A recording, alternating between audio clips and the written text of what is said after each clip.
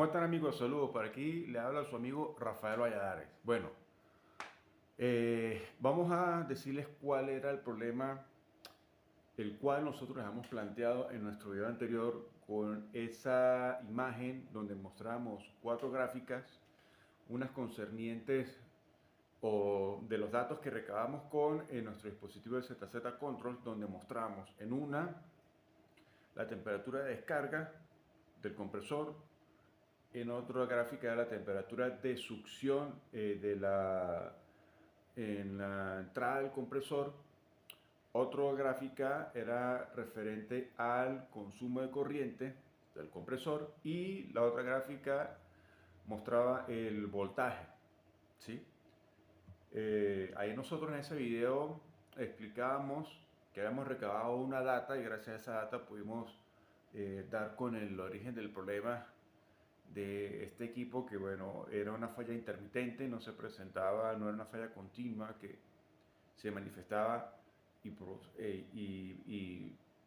produjera que el equipo dejara de funcionar. No, esta falla se manifestaba en algunas ocasiones, luego continuaba, cuando nosotros llegábamos la falla ya no estaba, entonces colocamos nuestro dispositivo y gracias a él pues nos dio algunos indicios de por dónde podía estar el problema. Bueno, básicamente la solución o el problema era el presostato de baja. Así es. Este elemento que forma parte de la unidad condensadora presentaba una falla intermitente y la cual era que él se estaba quedando pegado. Este es un sistema que trabaja por pump down cuando llega a set point o cuando hace parada por defrost. El equipo manda la señal, el control digital manda señal a una solenoide. Esa solenoide se cierra en la línea de líquido, no permite el paso del refrigerante al evaporador. Entonces, ¿qué va a pasar? Que el refrigerante va a ir, el compresor o la condensadora va a ir recogiendo ese gas en el sistema y el presostato en la línea de baja, que está graduado con unos parámetros, detecta esa caída de presión y una vez que se sale esos parámetros, apaga el compresor. Básicamente entonces lo que ocurría era que al solenoide cerrarse, la presión comenzaba a caer, pero el presostato no se activaba, quedaba pegado en los contactos abiertos, perdón, cerrados, no abría, y el compresor seguía trabajando, lo que generaba que eh, llegaba a un punto en que la presión caía cero, incluso me imagino que habrán ocasiones en que habrán salido por debajo de cero, y ahí era donde se reflejaba esa, en cuanto a la parte de la gráfica de corriente, notábamos que el compresor normalmente que tenía un consumo de corriente de 7.5 amperios, de repente quedaba en 3 y llegaba a 3 amperios precisamente porque ahí en esa situación era cuando ya no había gas refrigerante, la presión caía en cero y ya al no haber gas refrigerante en el sistema, el compresor pues trabaja en vacío y no tiene esa carga de la masa en el compresor que lo obliga a generar ese consumo de corriente de trabajo. Entonces por ahí esa corriente fue la que nos hizo nosotros empezar a sospechar del presostato. Y obviamente al la presión caer y el compresor seguir trabajando en esa situación, la presión de descarga se dispara, eh, la temperatura en la succión se dispara, ¿verdad? Y eso hace que el equipo, nuestro compresor, trabaje en una situación totalmente fuera de su marco operativo. Ahorita lo voy a mostrar aquí en el diagrama de Molière cómo eh, impacta un presostato defectuoso en un compresor y que lo puede llevar al punto de quemarlo, dañarlo. Por cierto, muchas gracias a nuestros seguidores, arroba Juan-FS2DB. Tu comentario estuvo muy acertado. mencionaste el persostato o cualquier otro elemento de control, pues estuviste muy cerca. El amigo Diego Barrueta 5749, también gracias por tu comentario. Y otros seguidores por ahí, Refrieleón Juda 21, gracias por tu comentario. Friofer, igualmente, gracias por tu comentario. Y muchas otras personas que le dieron like a ese video, así que bueno, aquí está la respuesta. Ahora quiero mostrarles cómo se ve esa situación en el diagrama de Molière. Muy sencillito. Bueno, voy a graficar aquí el diagrama de Molière. El diagrama presión-entalpía. ¿Sí? Presión-entalpía para el R22. Entonces, fíjense que más o menos la campana para el R22 tiene esta forma aproximada. Por acá tenemos nuestras líneas de presión constante.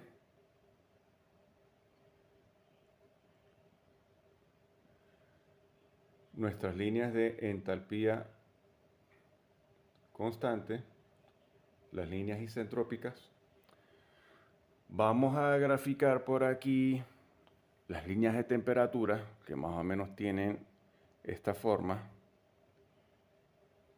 Recordemos que dentro del domo esas líneas de temperatura son constantes porque tenemos líquido-vapor, hay un cambio de estado, ¿sí? Cae para acá.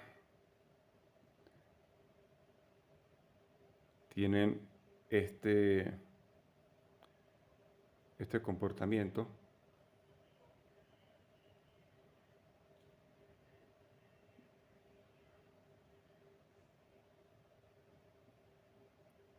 ¿Sí?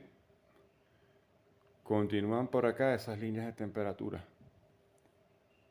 Esta línea, sí, líneas de temperatura. Por acá tenemos algo que se llama las líneas de entropía. También son importantes graficarlas.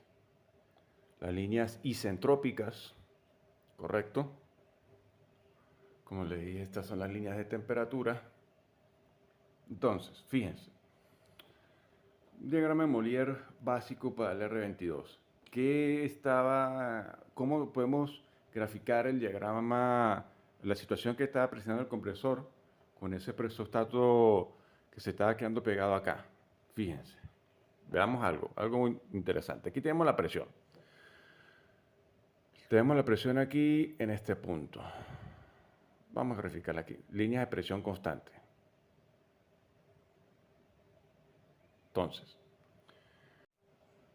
Entonces, básicamente lo que estaba pasando es que al haber poco gas refrigerante en el sistema, porque la solenoide estaba cerrada y el persostato estaba pegado con los contactos cerrados, que estaba generando eso y que vimos nosotros en la temperatura que estamos registrando en la temperatura a la entrada del compresor. Vimos claramente cómo se disparaba esa temperatura. ¿Por qué? Porque ya no hay el gas refrigerante de retorno. Entonces, eso nos estaba generando que este recalentamiento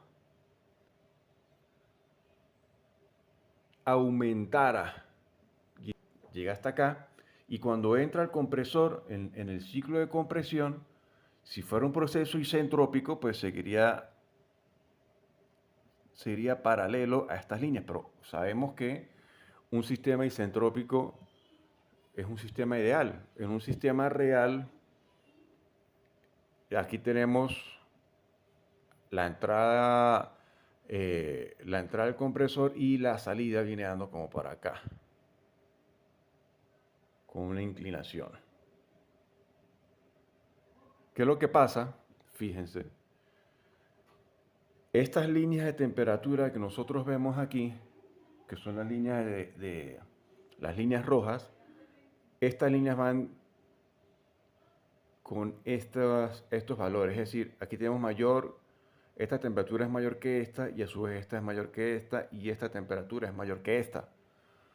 Entonces, por eso es que nosotros estábamos viendo adicionalmente esas temperaturas de descargas tan elevadas, porque tenemos un recalentamiento muy elevado que nos hacía que ese punto que estamos viendo acá se desplace, ese recalentamiento se desplace a este punto y a la salida del compresor toca esta línea de temperatura que fácilmente, si nosotros tenemos una condición en la que tenemos todo en orden y aquí tenemos la entrada al compresor, si nos vamos con una línea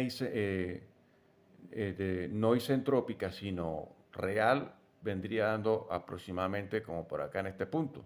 ¿Sí? Si nosotros tenemos la misma línea de presión constante, vendría dando como por acá, aquí en este punto. ¿Sí?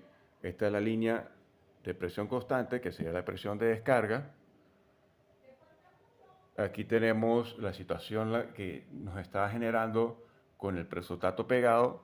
Fíjense cómo está este punto donde toca aquí esta línea con esta temperatura, con esta otra donde tocaría si el sistema estuviera funcionando normal en este otro punto. Esta línea de temperatura es menor que esta.